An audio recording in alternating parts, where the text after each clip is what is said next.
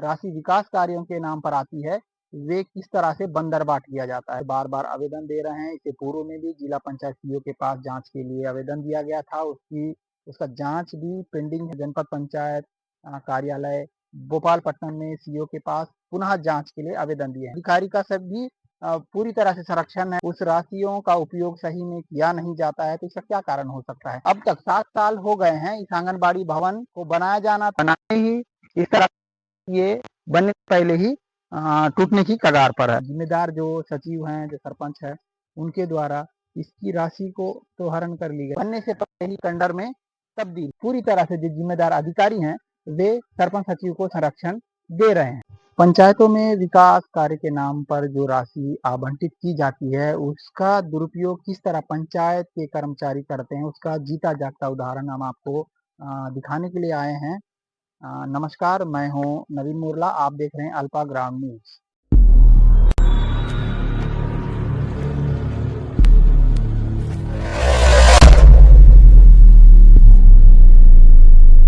ग्राम पंचायत के जो ग्रामीण हैं, वे लगातार परेशान हो रहे हैं और बार-बार आवेदन दे रहे हैं। इससे पूर्व में भी जिला पंचायत सीईओ के पास जाँच के लिए आवेदन दिया गया था। उसका जाँच भी पेंडिंग है। उसके बाद पुनः ग्रामीण जो हैं परेशान होकर जनपद पंचायत कार्यालय भोपालपट्टनम में सीईओ के पास पुनः जाँच के लिए आवेदन दिए हैं। और ये जाँच जो होनी है, ये 15वें वित्त और मूलभूत कि जो राशि आवंटित होती है, उसको लेके ग्रामीण खासा परेशान है और बार-बार आवेदन दे रहे हैं। और जब हमें ग्रामीणों ने बताया कि आवेदन देने के बाद भी कार्रवाई नहीं हो रही है, इस ग्राम पंचायत संद्रपल्ली में आए हुए हैं और हम आपको दिखाएँगे कुछ तस्वीरों को कि किस तरह गाँव में जो राशि विकास कार्यों के नाम पर आती है, वे किस तरह से बंदरबाट किया जाता है।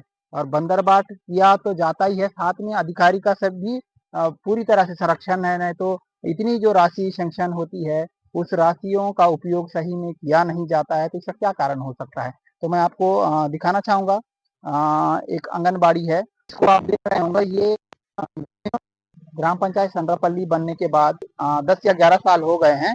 उसके बाद जो इसका सैंक्शन आया था आंगनबाड़ी भवन का, तकरीबन अब तक 7 साल हो गए हैं इस आंगनबाड़ी भवन को बनाया जाना था, लेकिन ये आंगनबाड़ी भवन बनने से पहले ही टेंडर में तब्दील है।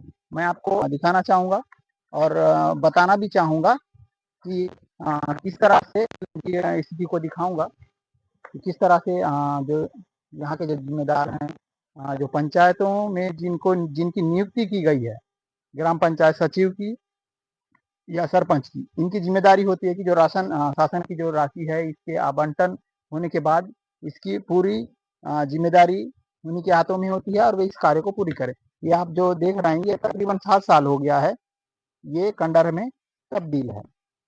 और आगे हम और भी आंगनबाड़ियों को दिखाएंगे कि किस तरह से वे भी इसी स्थिति में पड़ा हुआ है और जो जिम्मेदार अधिकारी हैं वे इस पर कोई किसी भी तरह की कोई कार्रवाई नहीं कर रहे। हालांकि ग्रामीण परेशान है। हम आपको ले चलते हैं दूसरे आंगनबाड़ी के पास कि उसकी स्थिति को भी दिखाएंगे आपको।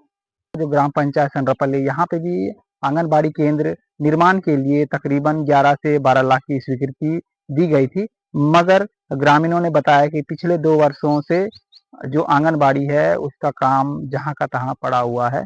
आपको आंगनबाड़ी जो नया बन रहा है उसकी स्थिति को दिखाएंगे। आप मेरे पीछे आइएगा। ये भवन की स्थिति है, जहाँ भवन के अंदर आप देख रहे हैं कि जो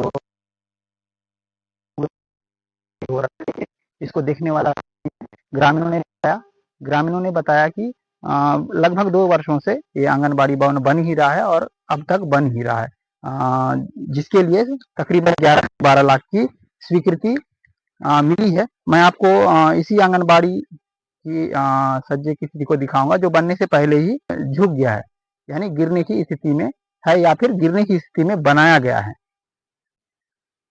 ये देखिएगा, आप देख रहे हैं पूरी तरह से झुका हुआ है, या फिर इसको बनाने ही इस तरह ये बनने से पहले ही टूटने की कगार पर है। वहाँ पे आंगनबाड़ी की स्थिति दिखाने के बाद अभी हम संद्रपल्ली के ही आंगनबाड़ी के पास आए हैं, जो उसी की तरह ये भी तकरीबन 7 सालों से खंडहर में तब्दील हो गया है। जिम्मेदार जो सचिव हैं, जो सरपंच है, उनके द्वारा इसकी राशि को तो हरण कर ली गई, लेकिन भवन जो है खंडहर में तब्दील हो चुका है। आप देख रहे हैं कि दो जो इससे पहले जो आंगनबाड़ी दिखाया वो और ये आंगनबाड़ी भवन, ये दोनों ही खंडहर में तब्दील हैं। राशि जो है इसका बंदरबाट किया गया है, इस राशि को तो निकाला गया, लेकिन जो जिम्मेदार सवाल ये भी है कि जो जिम्मेदार हैं, जो जिम्मेदार अधिकारी हैं, जिनको जिम्मेदारी दी गई है, वे ऐसी समस्याओं को लेके वो जो जब निरीक्षण करने आते होंगे तो उनको क्या दिखता होगा, ये बहुत सोचने का विषय है। और जो जिम्मेदार अधिकारी हैं वे भी लापरवाह हैं एक प्रकार से, क्योंकि जो ग्राम पंचायत के जो निवासी हैं वे लगातार इसी तरह की जांच को लेके जिला पंचायत सीईओ के पास आवेदन दिए हैं। उसके बाद जनपद में जो सीईओ हैं उनके पास भी आवेदन दिए हैं, लेकिन पूरी तरह से जो जिम्मेदार अधिकारी हैं वे सरपंच सचिव को संरक्षण दे रहे हैं।